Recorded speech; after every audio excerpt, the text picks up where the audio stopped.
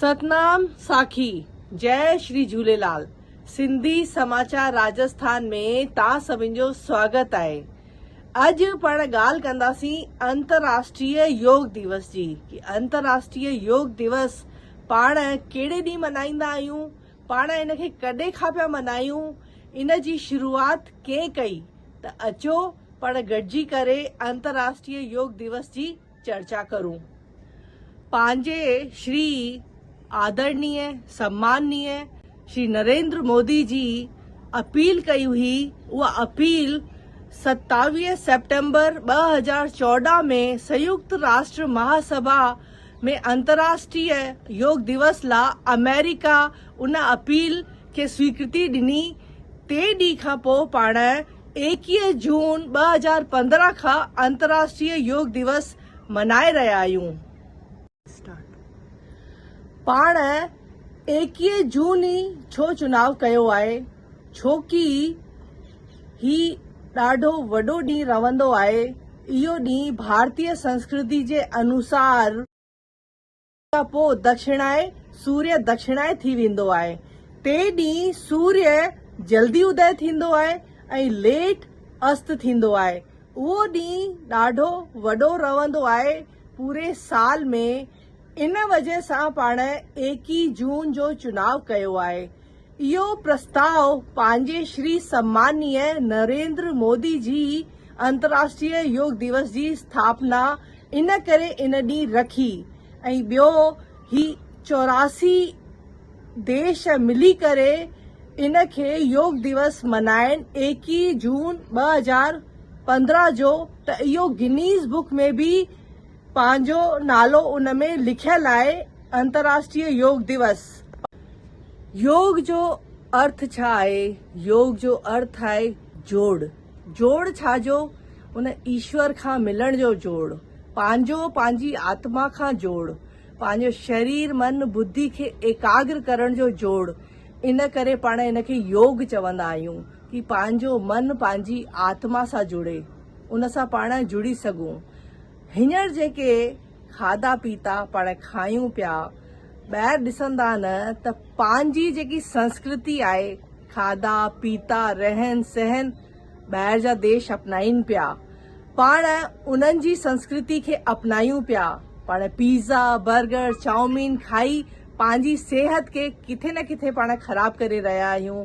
पर पंहिंजी संस्कृति खे हूअ जेतिरो अपनाइनि पिया, मंत्र खे ॾियनि पिया, हवन खे ध्यानु ॾियनि पिया, योग मेडिटेशन इन ते पिया वञनि, त पंहिंजी इहा खुदि जी धरोहर आहे, संस्कृति आहे।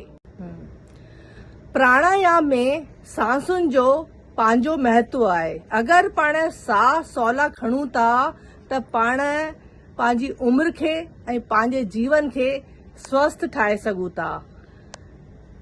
कछुओ उहो 400 साल, उन जा साह 1 मिंट में 4 या 8। पंहिंजी उमिरि 80 साल 70 साल 75 साल, त पाण खणंदा आहियूं 16 खां 20 जे विच में 1 मिंट में साह। ईअं ई हाथी 1 या 2 साह खणंदो आहे, जीअंदो आहे 300 400 साल। साह जो एतिरो महत्व आहे। ॿार जेॾीमहिल सुम्हंदो आहे न त पेट तक साह खणंदो आहे। ॿार जॾहिं पैदा थींदो आहे त हू जेॾीमहिल सुम्हियल हूंदो आहे, उन जो साह पेट तक वेंदो आहे। साह जी रिदम पूरे छाती तक ईंदी आहे। पाण जीअं जीअं वॾा पिया थियूं, जीअं जीअं वॾा थींदा पिया वञूं, पाण जो साह पेट तक, पोइ छाती तक, हाणे गले तक बचियो आहे। तव्हां हींअर ॾिठव कि कोरोना काल में सभिनि खां वधीक तकलीफ़ छाजी आई? सांसुनि जी। अगरि इहे साह पाण गहरा ऐं लंबा हिकु रिदम सां था खणूं, पंहिंजी उमिरि लंबी थींदी, पाण निरोगी रहंदासीं, पंहिंजे स्किन में चमक रहंदी, पाण ख़ुशनुमा ज़िंदगी जी सघंदासीं सूरनि जे बग़ैर। सॼी गणित, सॼो जेको पंहिंजो ध्यानु पाण खे रखिणो खपिजे, पाण खे पंहिंजे शरीर जो रखिणो खपिजे, पर हू फ्री में मिलियो आहे। चवंदा आहिनि न, फ्री में का बि शइ मिलंदी आहे त उन जी क़ीमत न हूंदी आहे, पर सभिनि खां वधीक क़ीमती त इहो पंहिंजो शरीर आहे।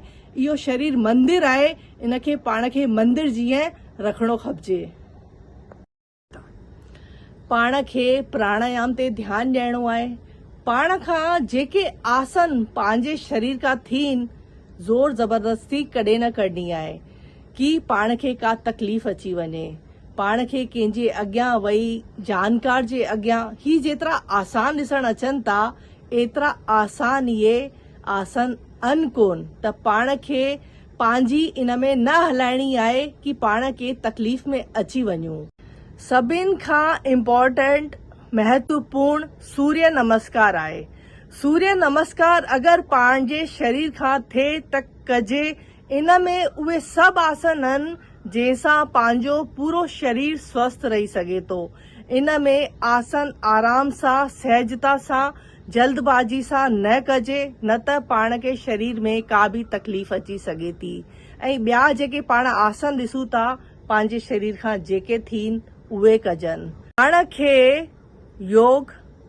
खे योग कहिड़े बि टीचर गुरु जानकार जे अॻियां करणो आहे कि पाण खे का तकलीफ़ कमर में, पेर में, सर्वाइकल, मथे में, सर दर्द, अधसीरी कुझु बि ॿी तकलीफ़ न थी वञे। ही तकलीफ़ूं दूर करणा आहिनि पर पाण खे के टीचर अॻियां ही इहो योग करणो आहे, इहे आसन करणा आहिनि। त अचो पाण गॾिजी करे 21 जून 2022 जो पाण गॾिजी सॼो सिंधी समुदाय पाण गॾु मिली अंतर्राष्ट्रीय योग दिवस मल्हायूं। सतनाम साखी, जय झूलेलाल।